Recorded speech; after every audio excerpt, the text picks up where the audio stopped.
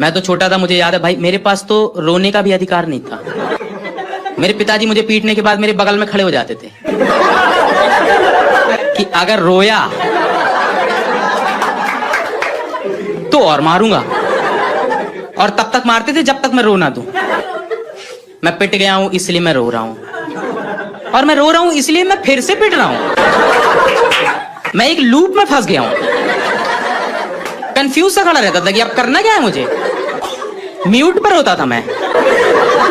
आपने म्यूट पर रोते हुए बच्चे देखे हैं जिन कंधे हिलते रहते हैं बस की फटी में कि यार चप्पल है बगल वाले के हाथ में यार, हैं गलती से आवाज निकली। लंबे चौड़े से मेरे पिताजी 6 फीट हाइट है उनकी, और मेरे बगल में खड़े हो जाते थे कि मुंह से आवाज नहीं आनी चाहिए। कहां से आएगी फिर? है? शरीर में 2 ही जगह हैं जहां से आवाजें आती हैं। मेरे पास एक टेंशन नहीं थी। मैं मस्त मौला आदमी रास्ते से जा रहा था तो एक खूबसूरत लड़की ने मुझ जैसे खूबसूरत आदमी से लिफ्ट मांगा। अच्छा, मैं बहुत अच्छा आदमी, मुझे लिफ्ट मांगा, यही मेरे लिए टेंशन की बात हो गई थी।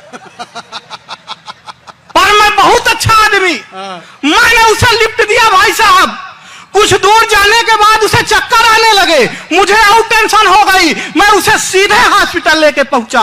10 मिनट बाद डॉक्टर आया, बोला बधाई हो भाई, आप बाप बनने वाले। बोला बधाई हो भाई, आप बाप बनने वाले हो। मुझे और टेंशन हो गई। मैंने कहा कदापि नहीं, होने वाले बच्चे का बाप मैं नहीं हूं। तभी वो लड़की आ गई, बोली नहीं यही है, तो और टेंशन हो गई। भाई साहब, मेरा मेडिकल चेकअप कराया गया, रिपोर्ट ये आई, मैं तो कभी पापा नहीं समझ सकता, और टेंशन हो गई। रिपोर्ट ये आई, मैं तो कभी पापा ही नहीं बन सकता, और टेंशन हो गई। फिर मुझे ख्याल आया कि घर में मेरे 2 बच्चे, वो किसके, और टेंशन। मेरे पास लड़कियां भाई 3-3 बार रिवीजन करके बैठ जाती हैं। 2 दिन पहले एग्जाम से 2 बार तो मिरर में सुना देती है पूरा syllabus. Photosynthesis process with carbon dioxide and oxygen. उसके बाद भी भगवान से प्रे करके सोचती कि dear God I have prepared well enough, मेरा एग्जाम अच्छा करवा देना डियर गॉड। पिछली बार मैं सेकंड आई थी, इस बार मुझे फर्स्ट चाहिए भगवान, पास तो मैं हो जाऊंगी। I know. लड़के कोई प्रार्थना, कोई कुछ नहीं, लड़के करते थे सरेंडर। हे भगवान, मैं अपनी हार कबूल करता हूं भगवान, बस बाप की बेल्टे सहने की ताकत देना भगवान।